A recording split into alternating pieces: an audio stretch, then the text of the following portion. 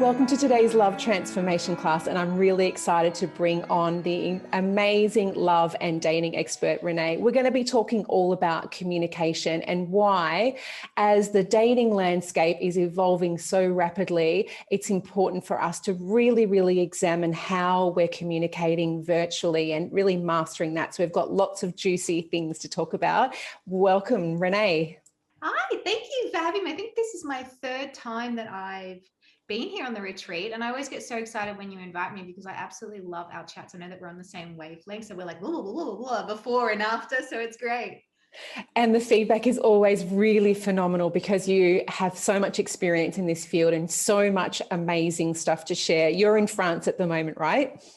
I am. So I've been here about a year and a half now, and we've literally just gone into our third lockdown. So I think this is no better place to be able to come across and be able to say, okay, this is how you handle what's going on globally for people, I mean, everyone's affected in every country, and communication is something that no matter whether you're in a pandemic or you're not in a pandemic, it is fundamental to be able to advance, to have peace, to have progress in a relationship.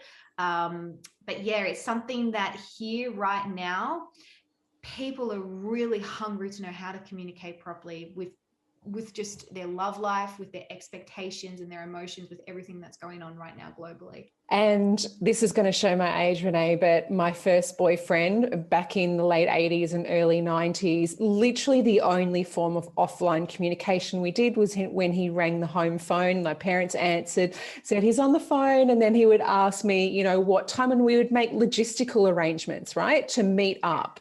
And that was really the extent of it. The offline communication, the phone communication was really just about logistics. And wow, things have changed. I know. I mean, I don't even know anyone that has a home line anymore, right?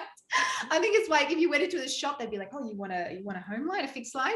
And it's true. I mean, when I used to do long distance with my husband before we were in the same country and were able to be in the same country, obviously we text, we did video call and that. But I always used to write him letters because I've always been a little bit of an old school person, and I think putting effort behind communication helps make it seem more authentic. It helps make it seem more personal. It helps build that connection as well. But we are in a time where we have so much access to different forms of communication that unfortunately it's made us lazy. It's adjusted our level of expectations when it comes to communication in the first place.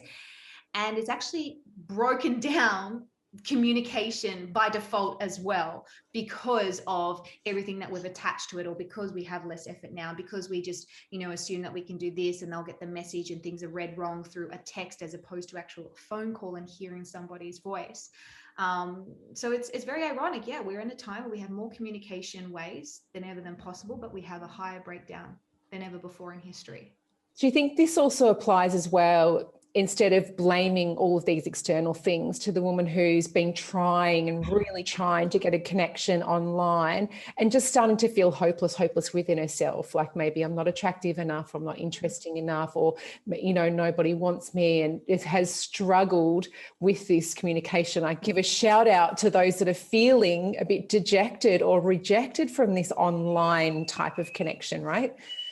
Yeah, and I think that's where we need to realize that just because a man doesn't text you back, or just because you don't get the response that you wanted from a certain person, it's not necessarily a reflection of your identity, of your appearance, or your level to be accepted and valued. And because we're in the swipe culture, of, I can just, if I don't like this person, I've got other options. We have micro connections, which then result in less honest communication, because we know that we've got someone else. So we don't have to address the issue right then and there first as, oh, actually, I don't want to date you. Instead, people just ghost, right? That's a communication breakdown. For example, in the olden days when we used to actually have phone calls with people before mobile phones were around, or texting, or you couldn't just cancel last minute, you literally had to turn up. There was an obligation there because the communication was limited. Now, because the communication nowadays is abundant, we have less of an obligation to follow through, especially to someone else's expectation of us, because we can just take the easy way out. We can ghost, we can bench, we can just swipe right or swipe left. We can just fizzle out and go, well, I never met that person in real life anyway, even we chatted online for 3 months. So I'm not obligated to actually end this relationship like it was a relationship, because we never actually met in person. However, everyone has different expectations of what they want when they do connect and when they do communicate with someone as well. And I think this time as well, because we're in the pandemic still a year later, men and women are handling it completely differently. And I have had a lot of clients come in and say, Renee, I don't understand. Like, things were going really great. We were really connecting. We had some dates. We were almost like we were in a relationship. And now he's just completely pulled back. He doesn't want to continue things. He doesn't know what he wants. He's lost his job. His family's stuck in another country. He's not available to me anymore. And it's true. We assume that it's a communication breakdown, when really it's the influence of what's going on globally, which has brought a connection breakdown, which that get muddled up in communication when we say, well, this is what I want, and this is what I want, and this is my expectation. And men have gone into survival mode, and women have gone into almost needy mode. They need more talking. They need to hear more. They need more reassurance, where men are just like, I don't have that to give right now. I need to fix this first before I'm emotionally available to commit to you. So what do we do about it then? Because I'm guessing that, that a lot of women can actually relate to this. There was someone that, seemed like that this could potentially go somewhere, and it just didn't.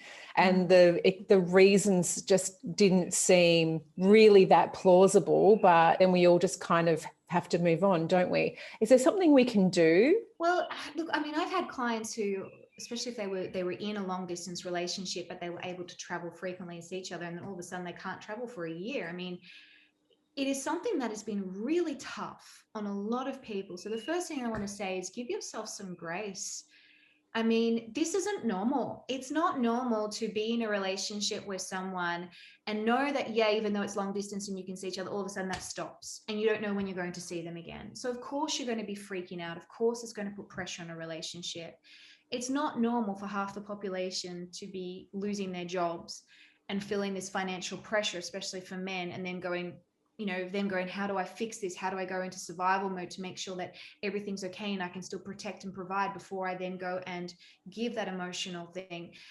We need to understand that this is something that none of us were really prepared for on this scale. However, it's something that we need to be able to adapt to with wisdom if we don't want to feel overwhelmed by it and if we don't want to get stuck in this moment. And this is where effective communication comes in, okay? When connection breaks down, you need to step up your communication so that it is effective. Now, whether that is setting boundaries, and setting boundaries might be, saying to him, look, I understand that you're in a hard position, that you can't see your family, you don't know what you want to do. However, this is still what I expect from you as a partner, as a relationship. And if you can't do that, we either have to work through it together or we need to separate. Setting that boundary and still setting that standard, despite what is going on. And obviously it's not something we want to do. It's not something we plan to do, especially if everything was going well. However, we can't go and lower our standards, and we can't go and reduce the level of effective communication we need to have in order to set those standards for the type of relationship we want, just because we're scared, or just because we have this fear of rejection, or just because we're going through this hard time. And this is also something that I've seen as well. I've either had couples and marriages fall apart during this time, or they've become stronger and stronger and stronger because they've had so much time together and because they've worked through this together as a team. I think there definitely needs to be some grace towards yourself and grace towards each, like, of the opposite sex that you're dating, because of how men and female brains work. But I also think that we need to keep some momentum going. We cannot get stuck in this. Otherwise, we'll still be in the same position of, victim mode to what's going on globally, another year from now as well. I want to talk a little bit about the kinds of the things that you would recommend as far as do's and don'ts for communication beyond etiquette. What are some of the things that you might suggest in terms of creating connection? And I have an example for a start, and then we can pivot from there. But I do believe that there are some conversations that we should have with someone that we're dating, or someone, at least if we've met them at least once, right? That shouldn't be had over text, that we really should be having them on the phone or face to face. What are your feelings, or are there just no rules now? Gosh, no, I don't like the word rules. I like the word boundaries. And I think that absolutely, because we have, again, that we're in that mentality of, oh, it's just so easy to text rather than to talk.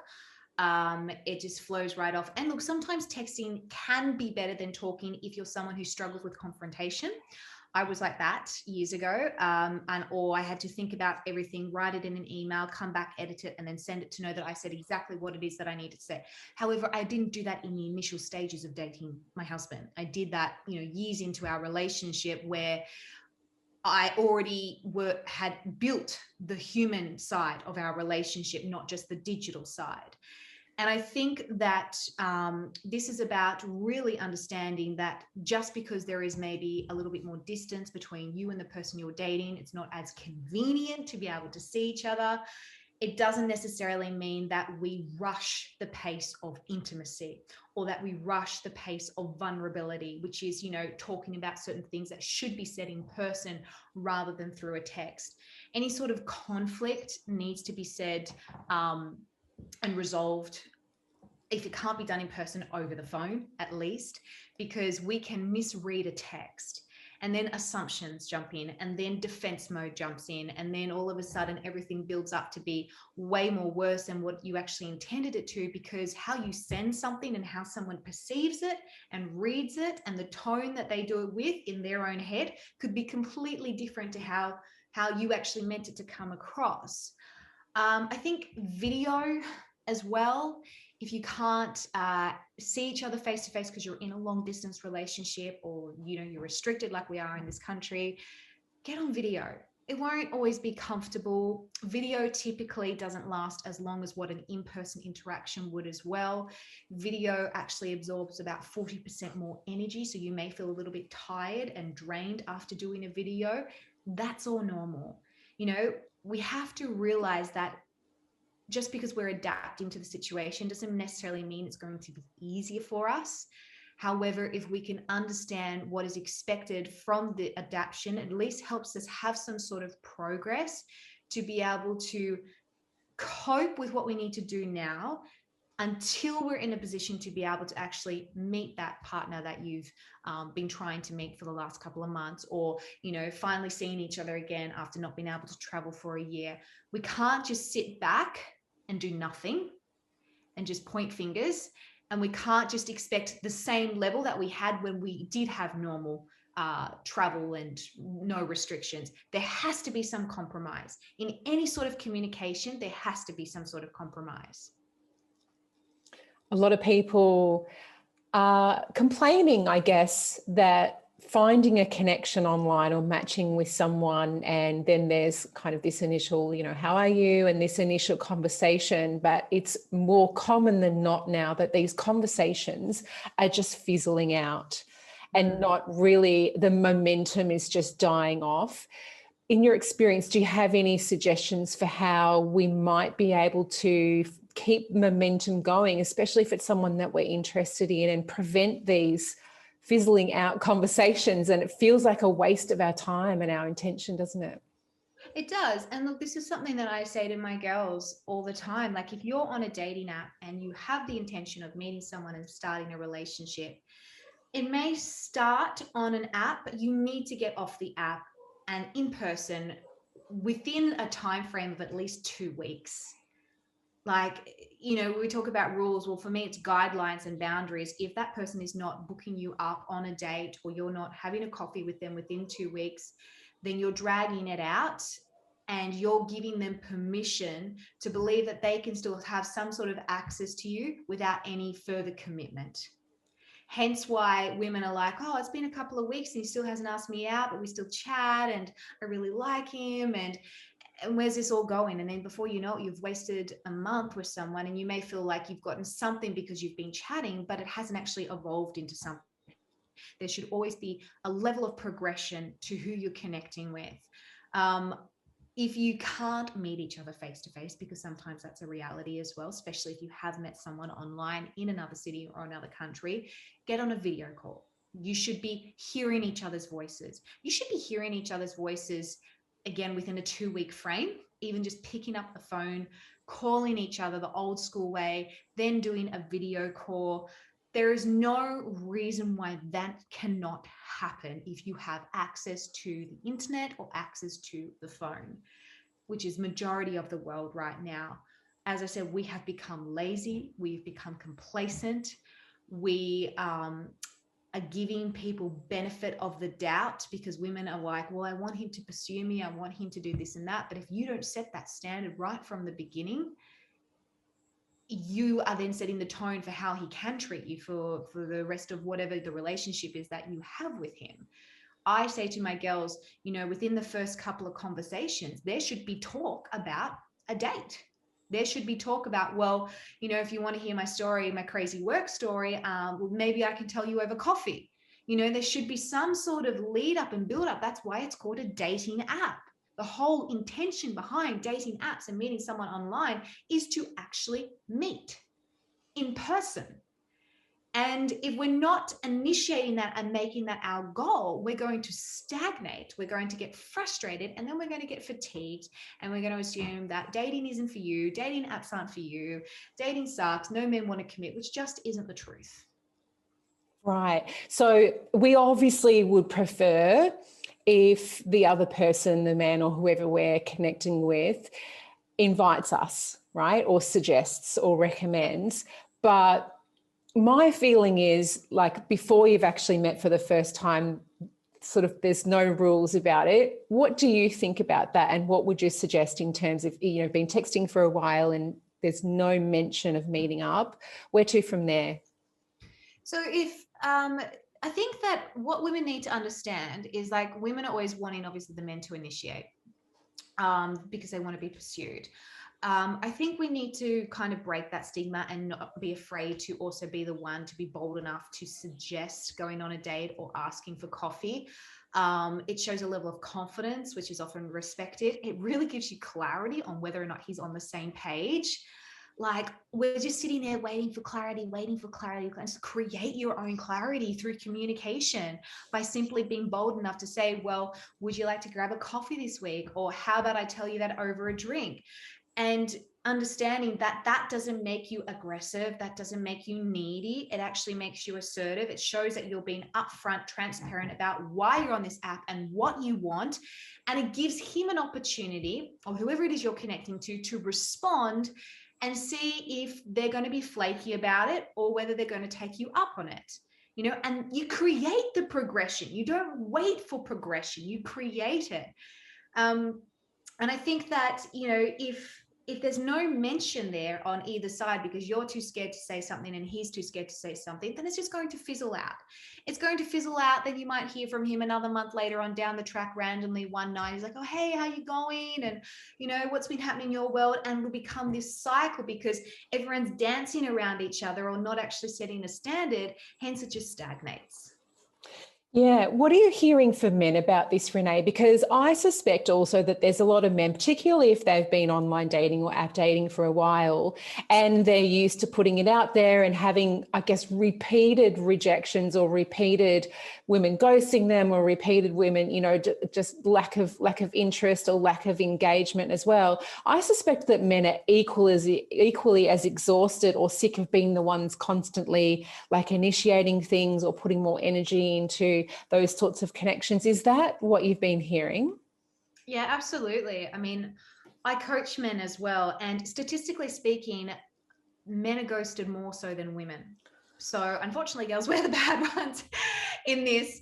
And they are almost tired of putting in effort because they feel like I can't do anything right. And I think that's because women have become a little bit self-entitled, to be honest. We've gone from self-empowered to self-entitled. We believe that because I'm a woman, I deserve more and I need more and I should have more in a relationship than a man, which just isn't the truth. You know, this is teamwork here. Both people are equal. Both people should be giving equal effort. It's not you're better than the man just because you're a woman. Like, that is ridiculous. And he's not better than you just because he's a man. You know, this is about understanding that what you give, you get back. And if you're not putting in any effort, if you're not doing your part with your feminine energy, why should you be receiving more masculine energy back if you're not giving anything in the first place? Men have gone almost like, well, you know, I want to hold the door open for her. I want to do these things and I want to ask her out. But then will she think that I'm not allowing her to be an independent woman?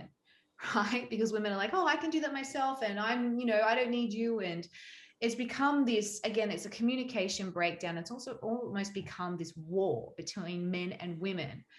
Who's trying to prove what? Men are just like throwing their hands up now and go, well, this is too much hard work for me. It's too much high maintenance. Why should I put more effort in when my effort isn't rewarded? And then women are there sitting, well, why isn't he putting more effort in? Hence, I'm going to set my standard even higher and higher and higher, to the point where it becomes unrealistic. But then she blames men for the reason why she's not getting her needs met.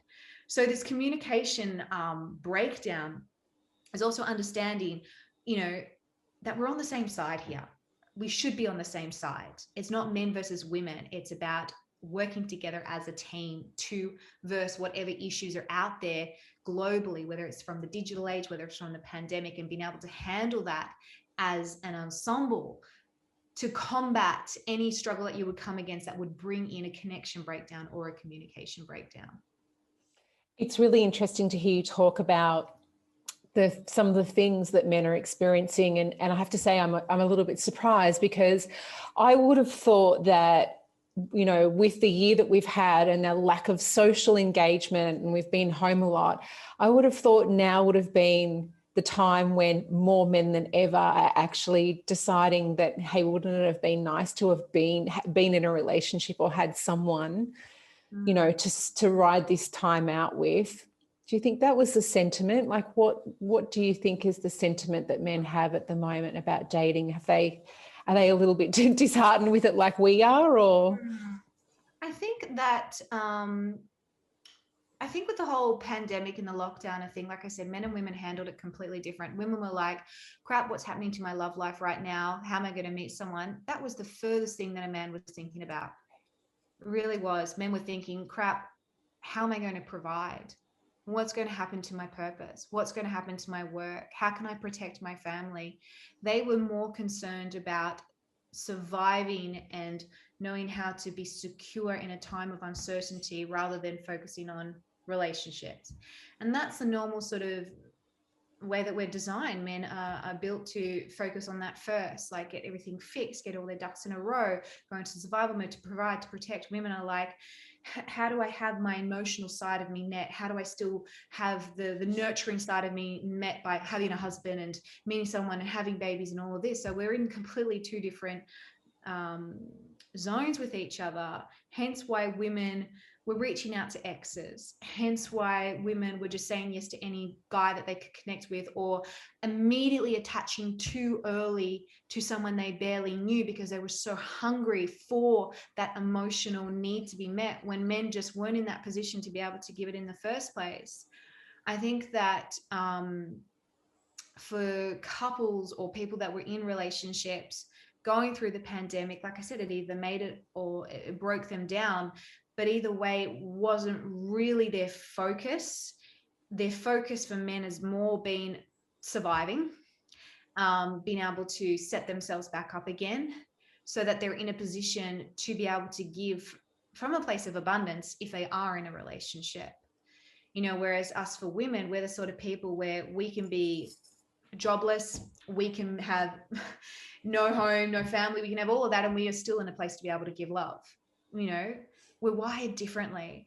And that's why we've had this, you know, breakdown of relationships during this time. Yes, people have been lonely, but it hasn't necessarily been the motivational reason for men to want to reach out to women. For them, that hasn't been their focus. And I don't know if that's what the women want to hear, but unfortunately it's the truth. And that's why a lot of women have been left disappointed and struggling during this period of time to find someone and meet someone, because men have just been on a completely different page. Not all men, I will say. I've actually had more clients in 2020 find love than any other year.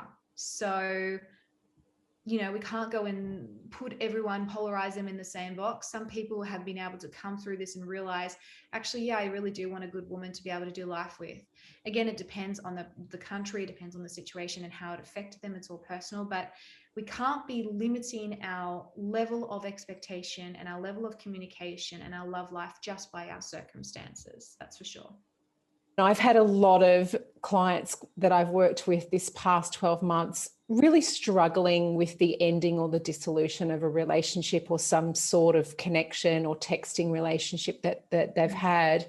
And just how, I would say how frustrating it is, the level of emotional investment that as women that we have in these men, feeling as though we have this relationship and we've built up this emotional connection, and it's all digital. It's literally all over text. And then the women completely heartbroken, completely disappointed, wondering what they did wrong, second guessing every message they've said. And my feeling is that a digital only relationship is not a relationship. And I feel really strongly about that. And I wanted to talk to you a bit about your thoughts on that as well. Yeah, I had a follower email me the other day. I think she might have done one of my programs as well. And she said to me, oh, my fiance, her partner just proposed to her via text. And she hasn't seen him for the last 9 months or something. And I don't even know if they've actually even met in person. But like we were talking about before, having certain conversations, do you have them in person or a text? Definitely, if you're asking someone to marry you, there's something you do in person, for example. But we are definitely in a time where, because we are online, whether it's social media and we're engaging with someone through Facebook, not even, or Instagram, not even necessarily a dating app, we can access people in a completely different time zone, completely different country, and connect with them. And again, we're assuming that connection equals the same, I guess, access to someone that you would have if you were in intimate, interpersonal relationship with them. So then we attach the same expectations of just a digital relationship and a human relationship. And we wonder why we're not as fulfilled, or we wonder why it's not progressing the same way, or we wonder why when we do actually meet them in person, we don't feel like we did as opposed to when we were apart from each other. It is something that I always precaution any of my clients and any of my followers about. The whole goal for building a relationship with someone is to build an interpersonal, in-face relationship with them. Because someone's energy online as opposed to someone's energy with you can be completely different. And I've had lots of people have amazing online relationships, and when they've actually met in person, they realize that they don't feel the same. They're not as attracted to them as they thought they would. They're on different pages. Expectations haven't been met. And not only that, I also believe personally that sometimes people personally choose to have digital relationships because they're not actually emotionally available themselves. And they don't want that level of commitment that a real relationship actually requires. Hence, this is their kind of like defense mechanism, or their way to protect themselves. And they're happy in that. They can be in relationships for 3 or 4 years and never meet the person, still say it's an amazing relationship. But really, for me, it is a form of a relationship. For me, it's not a healthy and progressive relationship. It might not be something that we're consciously aware of that we're doing, right? But I mean, there's a myriad of reasons why we might actually not necessarily be emotionally available ourselves. I know, feeling sensitive to rejection, it's much easier to just have a digital relationship with someone than risk feeling rejected when you're actually with them in person, right? Absolutely. I mean, you can just switch off whenever you want. You cannot answer that text. You cannot answer that phone call. You can, especially if you're in different time zones, you've got that grace period to be able to go to sleep and think about something and then wake up and respond. Breaking up is easier if you've never actually met in person as well, because there is not the same level of confrontation involved. There's not the same level of communication involved, because communication isn't just me talking to you. In a relationship, communication is energy, communication is intimacy, communication is dealing with something in the moment, because you're there with each other and it needs to be dealt with in the moment. So how do you both handle conflict when you're face to face with each other? That is all a part of communication as well. And you cannot experience the same level of communication through a digital way as you would in a really interpersonal way, because you're not there in front of each other.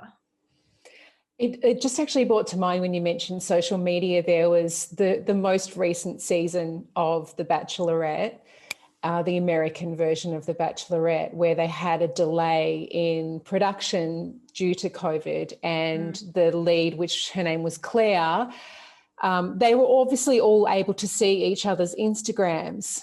And she had, it appeared that really she had already fell in love with the person that she ended up choosing, and the season, if you watched it, ended early. But I think that's a bit of a risk, isn't it? That we actually make assumptions about someone's character, and it's easy to feel as though we know someone better than what we actually know them. Yeah, and then that usually affects the way that we communicate with them. For example, if we feel it's someone that, they're not a player, or they're this and that, we're probably a bit more relaxed. We're probably, maybe even a little bit more distant from them, and then they chase us a bit more because we know that, I don't have to worry about him. Whether if it's a guy that has an Instagram page and he's got lots of girls on his Instagram and this and that, or you've gone in and see which photos he's liked and which ones he's commented on. Come on, like we've all done the stalking. Our immediate thing might be to be on the defensive in our conversation with him, or to be a little bit guarded. Going in and viewing people's social media. A lot of the dating apps are connected to social media accounts as well. So automatically you can go and see their Instagram. I think Tinder's connected to Instagram, so you can go in and see their Instagram. Look, I was guilty of it when I did I met my husband on a photo shoot, and I was like, who's this male model that I'm working with? Because, I just never heard of him before. So I went and, Googled his name and saw his Facebook page and everything. And I was like, okay, whatever. We do this. We want to create some sort of certainty before we invest. However, what we see on social media isn't necessarily an indication of who that person is, or the reality of that situation, or whether or not we'll even have a real connection with them. And I think it's something that we need to be guarded with. It's something we need to have boundaries around. And it's not something that we should be relying on when it comes to knowing how we should connect with that person, or what we should actually say to that person.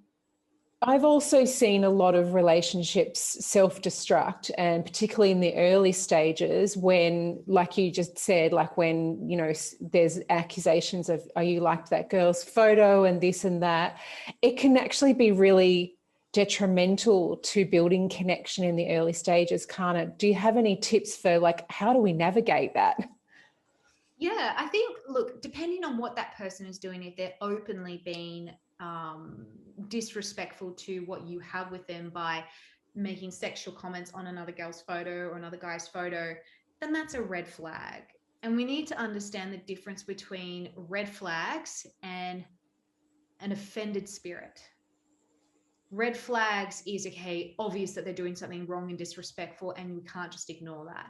An offended spirit is someone who is so guarded because you've been hurt in the past, and you're worried that it's going to happen again. So you see things that aren't necessarily the truth, and then you just go straight into attack mode instead of actually taking a moment to say, hey, I'm just trying to understand this situation. Do you know this girl? And if he's like, oh yeah, it's someone I work with, you're like, oh, okay, tell me a bit about her. Women need to stop attacking. We need to ask to understand, not attack to demand.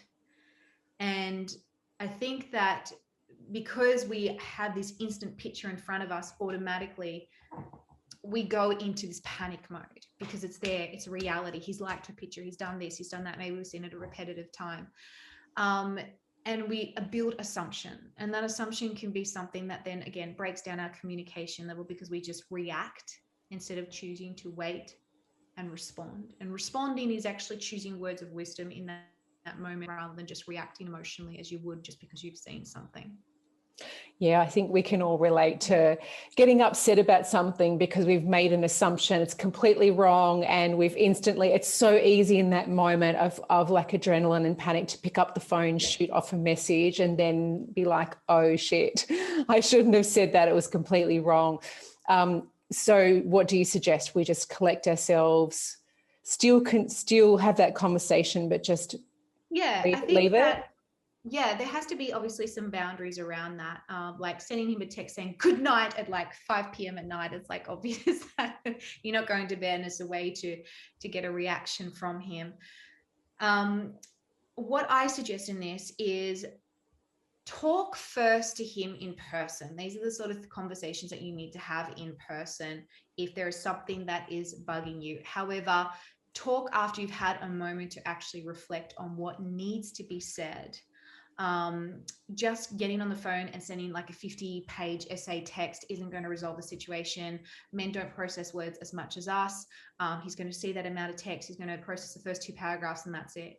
You know, it's about understanding if you want to win the war on communication, plus also get clarity on whether or not this person has the right intentions for you, he's on the same page as you, or she's on the same page as you. It's about understanding that you can't just constantly be living off how you feel in the moment. You have to be able to choose what needs to be said and how much should be said in that moment after you've had a little bit of time to reflect. One of the things that I used to do was, I used to sit, write a text out, leave it for an hour, come back, rewrite it, take a few things out, really make it a bit more succinct. And then if I had to send it, I would send it. Or if it was an email, for me, like I said, that I didn't do that in the beginning stages of the relationship. This was later on because we were in long distance. So I was able to send texts and emails, and it wasn't taken as something the wrong way because we'd already had years of having an interpersonal relationship. However, if you going on another coffee date with this person and you want to bring it up, do it in a way where you're able to be assertive, but also willing to give them a safe space to be able to speak and talk about why they did certain things, so that you can then come to a conclusion of whether or not, okay, this person is full of red flags, or this was a misunderstanding, or this is simply us learning where we're putting boundaries with each other and whether or not those boundaries are going to be respected. I think the thing is that us women have an idea of like, if I'm communicating this way and I have a certain expectation, he should just automatically know that. He should just automatically also respond the way that I want him to. And it doesn't work that way. We are broken people dating other broken people in a world full of temptation, in a world full of lots of choices. And we're still learning our way because people haven't had years and generations of love education. So going on a date with a guy who maybe has a history of liking lots of girls because that's what he used to do because he was single for a long time, it's not going to go away overnight. Obviously, if he's serious about you, he will be wanting to respect you and honor you, but that's also up to you to communicate your standard and your boundary to him in person in an assertive way, but also in a way where you aren't necessarily demanding him or accusing him, but you're just saying, hey, like, I'm not really comfortable with your ex-girlfriends calling you all the time. I don't have my ex-boyfriends calling me all the time. It's not necessary, and I don't understand. I'm just trying to work out why you would do that. Having mature conversations is really the key here. And when I say mature, I mean removing the emotion and the personal attachment to the outcome to basically come back to just fundamentals of, is this going to work and how can we make it work? What I'm seeing right now is before we get to a stage of commitment with somebody, there's sort of like that early stage dating, kind of that grey area, and where we might have been able to have regular in-person dates and get a sense of that person's energy and the way that they're speaking and their tonality and their body language, in order to gauge like where we're at with each other, how interested they are, and get some feedback that way. Now we're just completely over analyzing the words that are there, the frequency that is messaging. It's really difficult for women in those early stages of dating for us to get a sense of like, is he interested, isn't he interested, where we stand, because we're just relying on some characters, right, on our phone. Do you have any suggestions for how? And it's causing them a lot of anxiety. They're either like sabotaging and giving up on it too early because they're not picking up on the right things, or vice versa. Yeah, look, I have a little bit of a formula around that, and it's explained in one of my short courses that I have, which is the 30-day Love Accelerator, where I tell you, okay, this is what you're meant to do in the initial stages of texting someone. The problem is that a lot of us women give too much too early, too soon, even through texting, and we're having these long conversations, which we should be either having on a phone call or in person. So dating someone, I want you to think of it as a job interview, okay? When you have a job interview, you have the initial, hi, how are you? What's the position, blah, blah, blah. It's very sort of basic. You don't go into the whole depth and understanding the contract and anything unless you're actually in person with that interviewee. It's the same in dating. It's about understanding that just because he wants to continue the conversation online doesn't necessarily mean that you have to. You can actually be a little bit more mysterious in your responses. You can choose to actually say, well, I'd love to tell you more, but you'll have to take me out for coffee for that. And be assertive in, again, setting that standard early on to get offline instead of allowing it to prolong online. Because I see it all the time. People have 3 weeks, 4 weeks, 5 weeks, 6 weeks of talking back and forth with the same guy, wondering where's it all going and when they're actually going to go on a date. And the problem with that is, like, after 6 weeks of chatting, you've either built up too much expectation that when you meet in person, if you don't actually connect with each other, it's really awkward. Or and disappointing. Yeah, and disappointing, or it just fizzles out and goes nowhere. So either way, there's no real point. That's why I'm like, if there's no date or meet up within the first 2 weeks, that should be your first red flag, that person either is on the apps for the wrong reason, or they're not ready, or they don't feel attracted to you, and it's just kind of, going as it is. That's when, okay, if they haven't asked you out, maybe that's your turn to put out there, yep, would you like to go grab a coffee or a drink?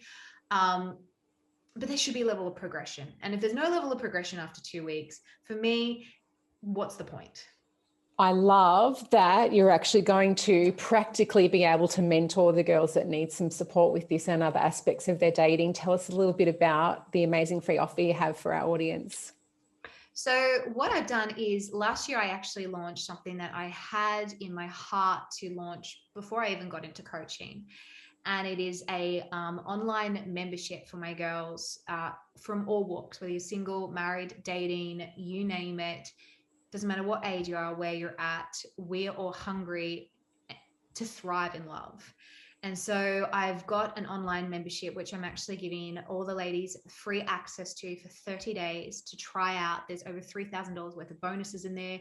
There's group coaching, there's live Q&As, monthly webinars, affirmations, guided meditations, guides and things that have never been accessed anywhere else through any of my courses are in there as well. It is like a little encyclopedia of everything that you need that is fundamental. Plus you actually have the access to the live coaching with me through the group experiences as well. And that's entirely free for the girls for 30 days so that they can just go in there, try it out. Because I know that for some of the listeners, maybe you've been umming and ahhing about investing in a coach or investing in this part of your life, and you're wondering like, oh, is it even worth it? Shouldn't I just like figure it out by now? And this gives you an opportunity to really see what love education can do for you, what guided accountability can do for you, in a safe place where it doesn't cost you a thing. You can have access to that. And if you like it, you can continue it. But for now, it's free for 30 days. Well, such an incredible offer. Thank you so much, Renee. All of Renee's socials and link to take advantage of her very, very generous offer are all linked up, and a little bit more about her too, which will be super interesting below the video today. Any final thoughts, anything you'd like to share? The main thing that I want to say is, it's been a year since we've been in this situation, over a year now. Let's not just keep waiting for the world to get its act together to believe that we're worthy of being able to have love and life in its abundance. Let's be proactive in creating the love life that we want to really have, regardless. I so totally agree. Thank you for joining us today, everyone. Thank you for investing this time in you. Thanks for joining us, Renee, and we'll see you again tomorrow. Bye for now.